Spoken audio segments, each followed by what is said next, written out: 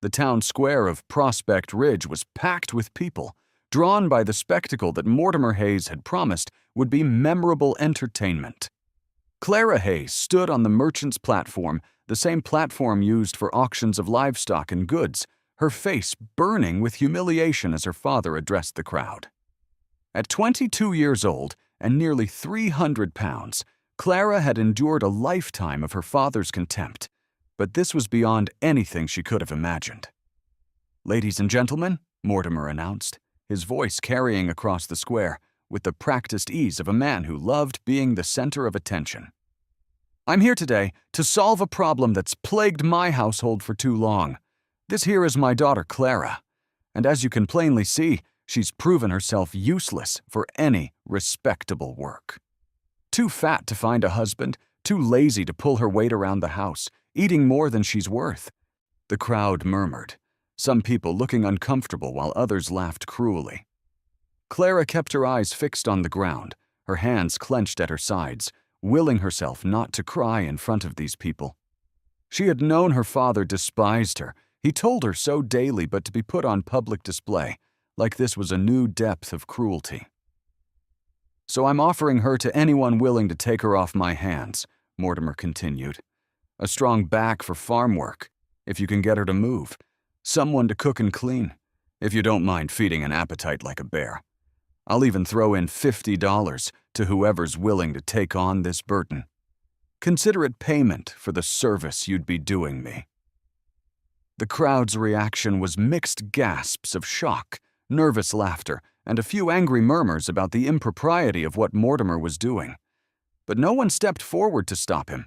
This was the frontier, where fathers had wide latitude in disposing of unwanted daughters, and Mortimer Hayes was a prominent man in Prospect Ridge, owner of the largest general store and holder of several property deeds. People were reluctant to cross him. Clara finally looked up, her vision blurred with unshed tears, and scanned the crowd for any friendly face. She saw none.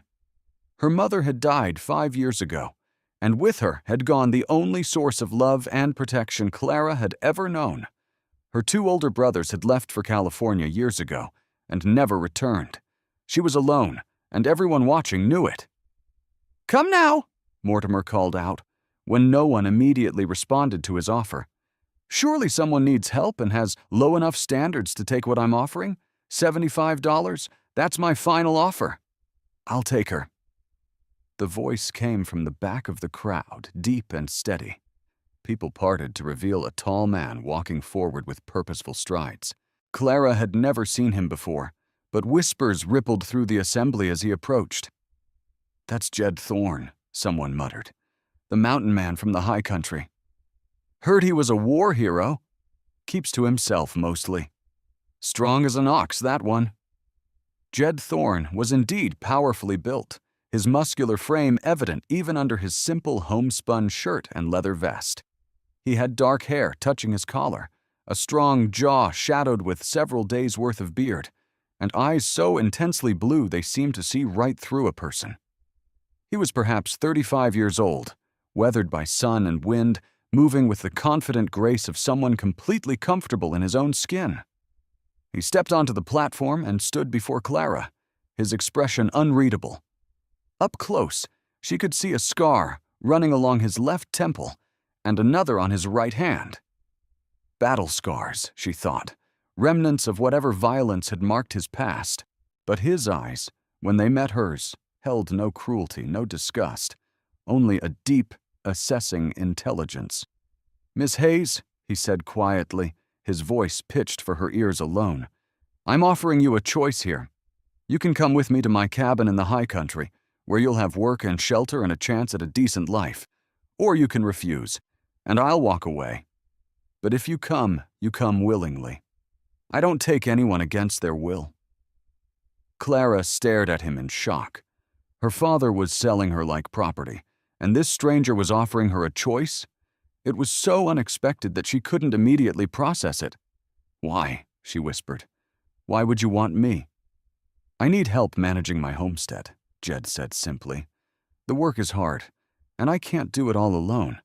You look strong enough to handle it, despite what your father says. And frankly, anyone who can endure being treated the way you're being treated right now has more courage than most soldiers I served with. That's valuable." He saw her as strong, as courageous.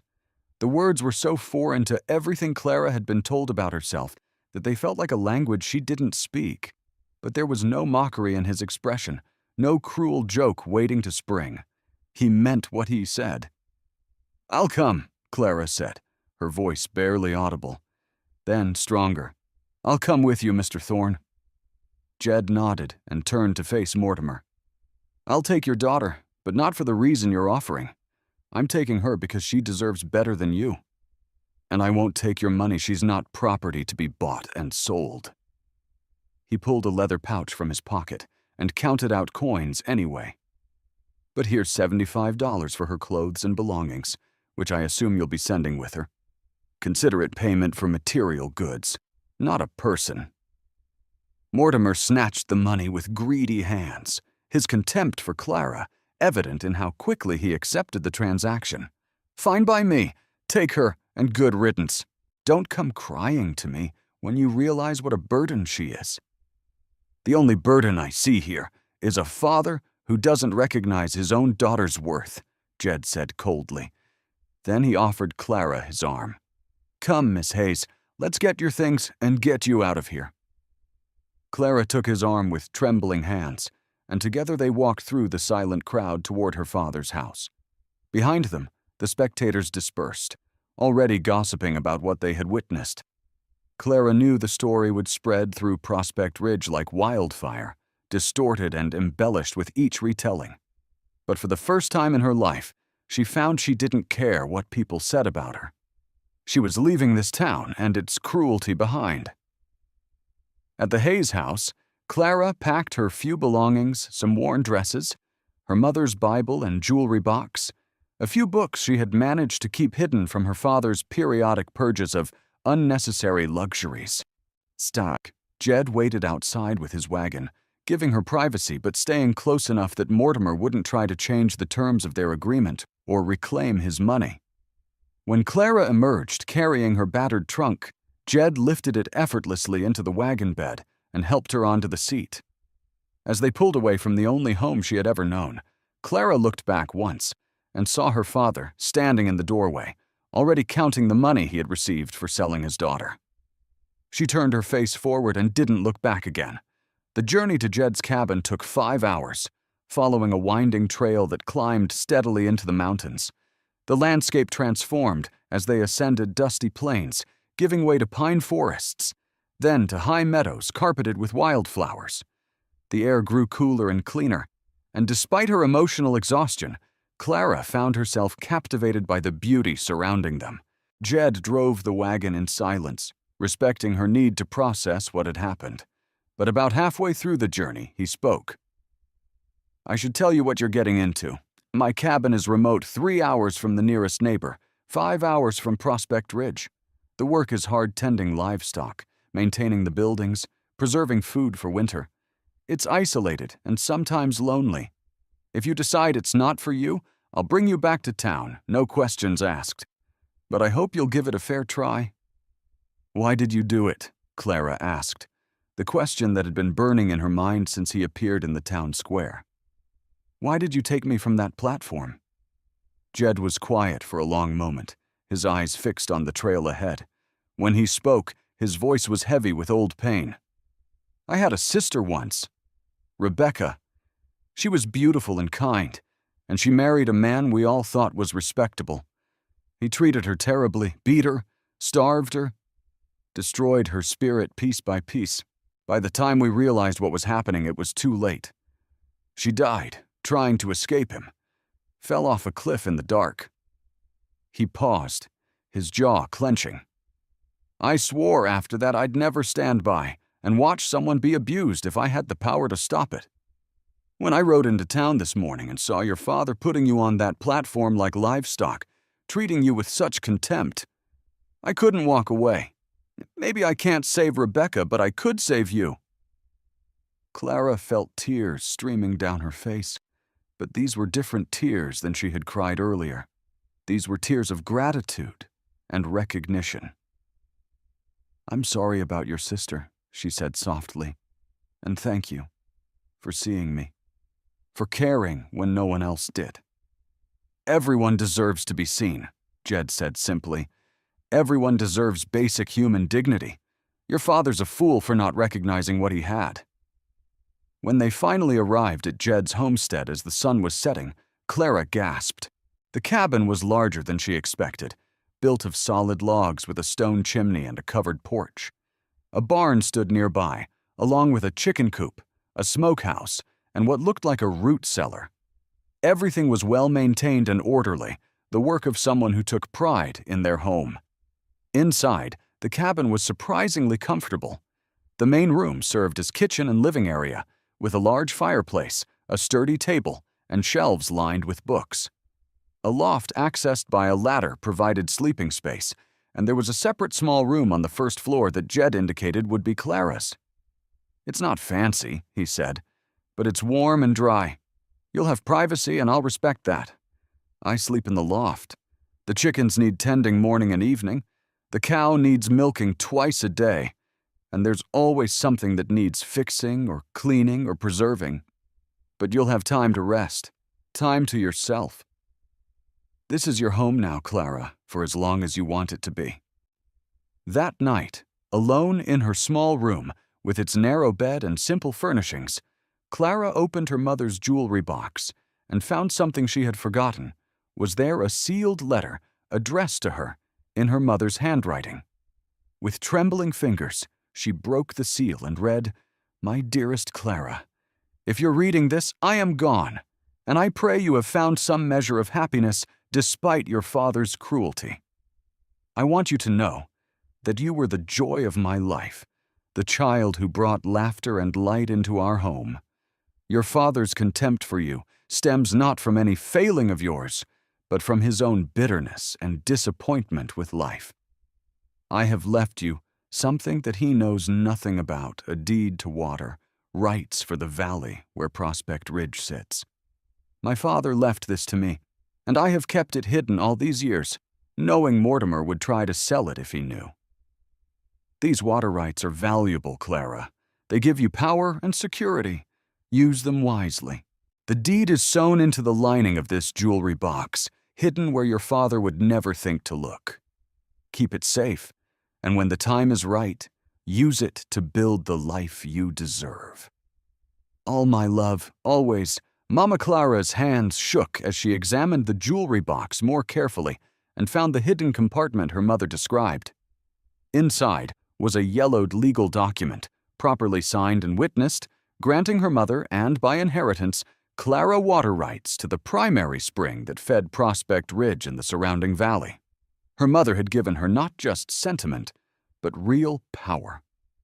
The following weeks fell into a rhythm that Clara found both challenging and deeply satisfying.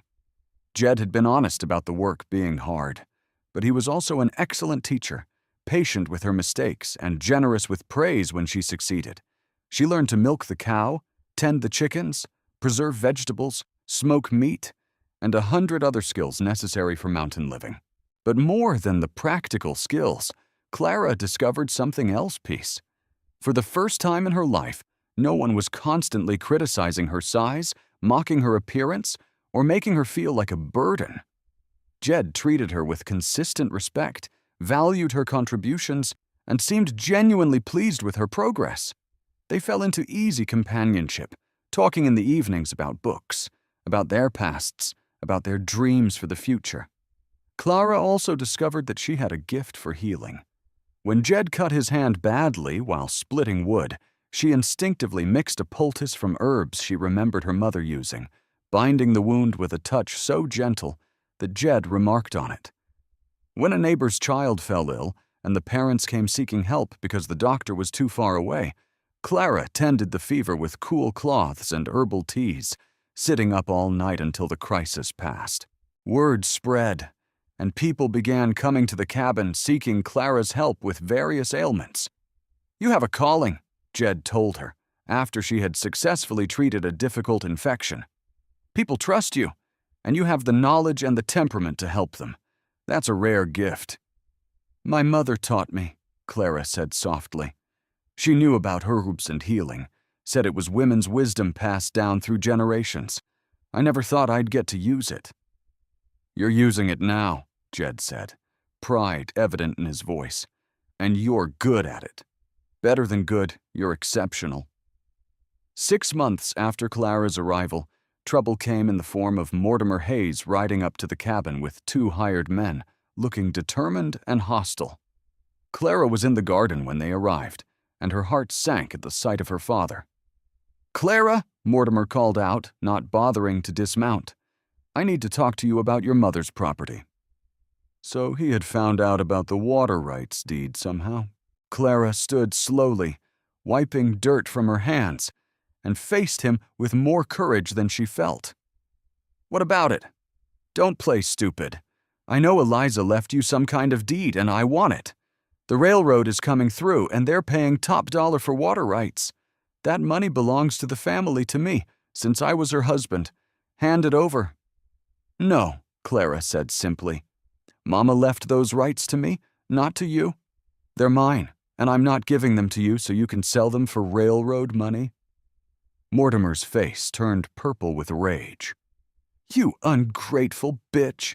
After everything I've done for you, raising you, feeding you all those years." "You mean after years of telling me I was worthless, putting me on an auction block, and selling me to the first man who'd take me?" Clara's voice was steady, despite her racing heart. "You have no claim on me, Father. You gave that up when you took money from me in the town square." Bueno. Jed emerged from the barn, moving with deceptive calm, but Clara could see the tension in his powerful frame. "Mr. Hayes, you need to leave." Clara's made her position clear. "This doesn't concern you, Thorne," Mortimer spat.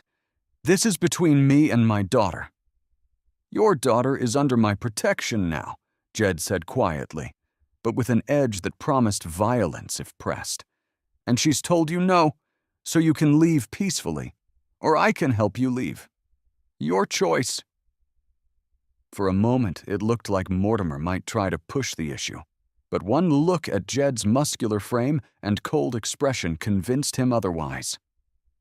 "This isn't over," he snarled at Clara. "That deed is rightfully mine, and I'll get it one way or another." After they left, Clara collapsed onto the porch steps, shaking with reaction. Jed sat beside her, his presence solid and reassuring. "He'll be back," she said quietly. "With more men, probably. He wants that railroad money too badly to give up." "Let him come," Jed said. "We'll be ready. And Clara, you don't owe him anything. Your mother left those water rights to you because she trusted you to do the right thing with them. That's your decision to make, no one else's." Over the following week, Clara thought deeply about the water rights and what they represented. She consulted with Jed, with neighbors who came seeking her healing skills, with the few native families who lived in the high country and depended on the spring for their survival, and she came to a decision. When Mortimer returned 3 weeks later, this time with the railroad surveyor and 6 hired thugs, he found not just Clara and Jed, but 24 people gathered at the cabin, neighbors, native families, townspeople who had traveled from Prospect Ridge specifically to support Clara.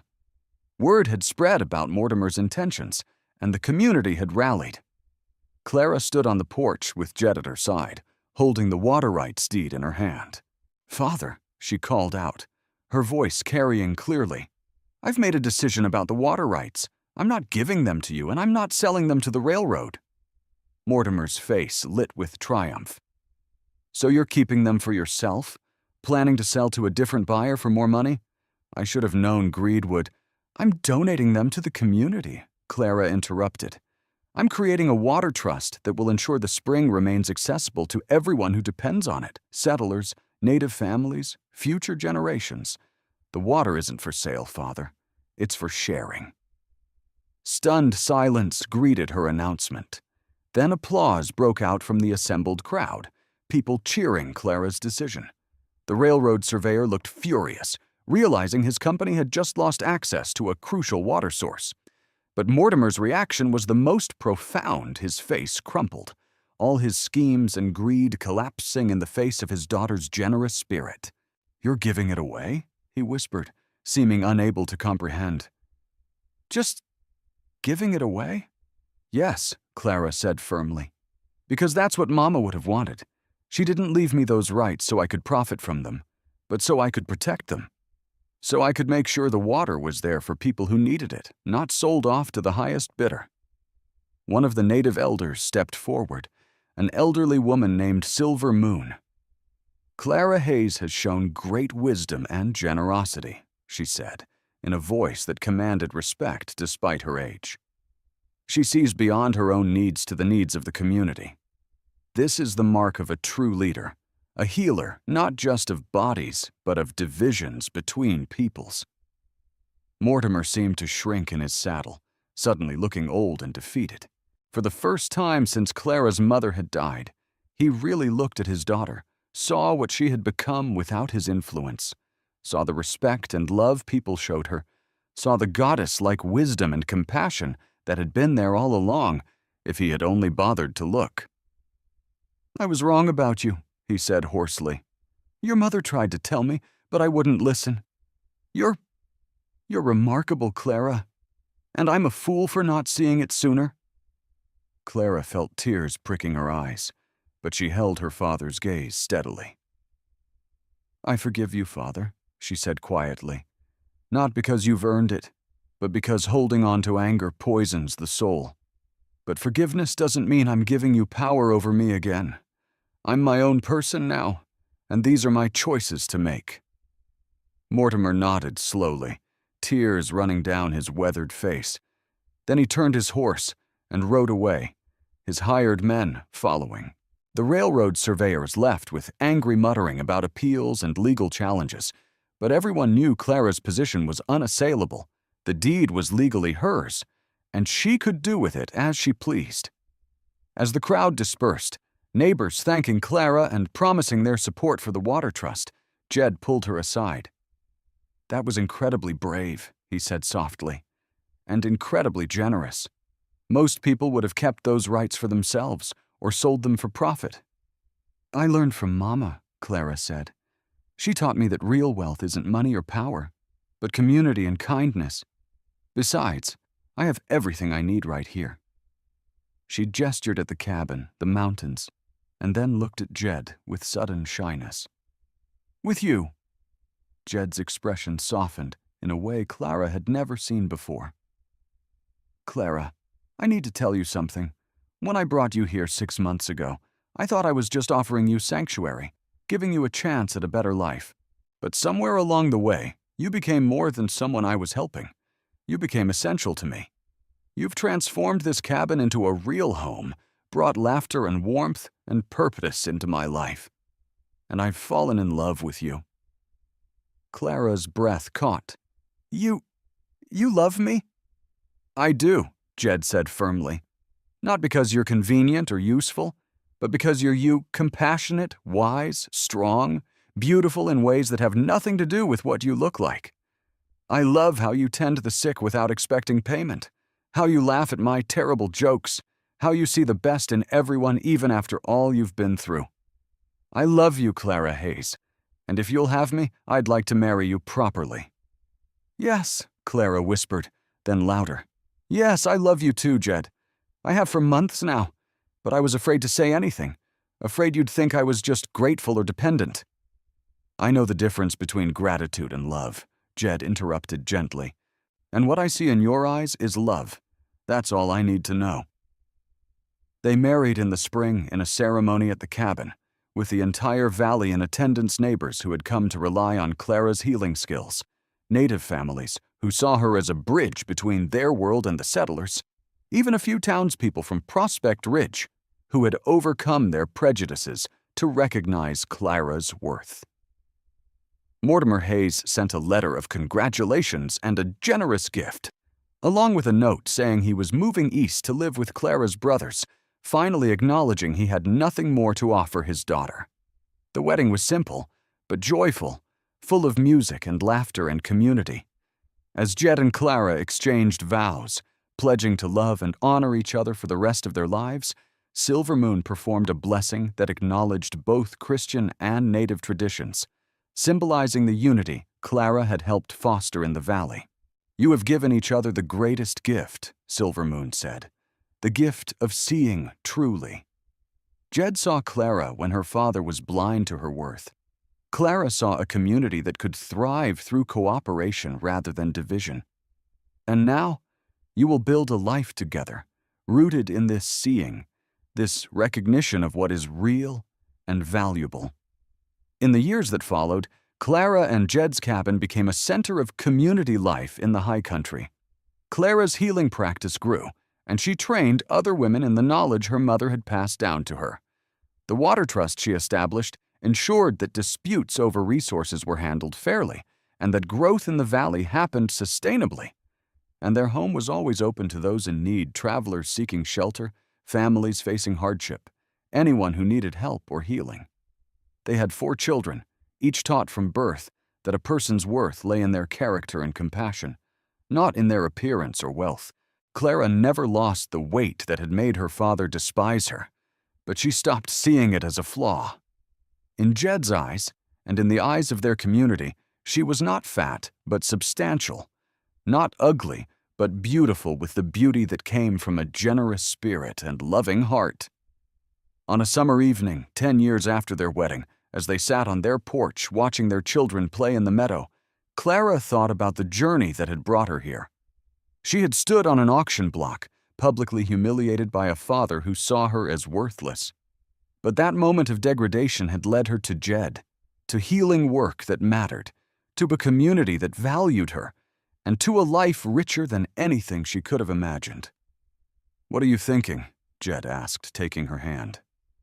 "I'm thinking about how wrong my father was," Clara said softly. "He thought he was getting rid of a burden, but he was actually setting me free to become who I was meant to be. He sold his daughter, but you received a goddess. Not because I'm divine, but because you treated me with the reverence that allowed me to become my best self." "You were always a goddess," Jed corrected gently. "You just needed someone to see it and help you see it too. And for the record, I'm the one who got the better deal in our arrangement. I rescued one woman from an auction block and gained a wife, a healer, a community leader, and the love of my life. Best $75 I ever spent." Clara laughed and leaned into his embrace, watching their children chase fireflies in the gathering dusk. Behind them, the cabin glowed with lamplight, warm and welcoming. Around them, the mountains stood eternal and strong, and within them, love grew deeper with each passing year, rooted in mutual respect, nourished by shared purpose, blooming with a beauty that had nothing to do with appearance and everything to do with seeing and being seen truly. The goddess her father had failed to recognize had found her throne in these mountains, her temple in this cabin, her worshippers in the people whose lives she touched with healing and wisdom.